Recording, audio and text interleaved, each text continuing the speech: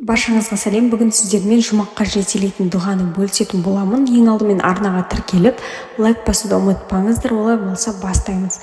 Ардақты пайғамбарымыз саллаллаху алейхи уассалам кімде-кім мына дұғаны шынайы сеніммен таңертең оқып, сол күні кешке жетпей дүниеден озса, жұмаққа барады. Сондай-ақ кімде-кім шынайы сеніммен кешке оқып, таңға жетпей көз жұмса, ол да жұмақтық болады деп, осы дұғаны үнемі оқып жүретіндерді қуантқан.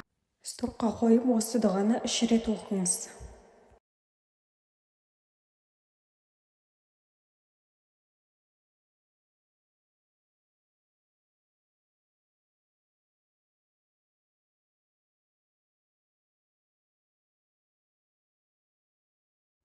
Қазақша мағынасы: рахымыңнан қуылған шайтаннан сақтай көр деп Алладан пана тілеймін.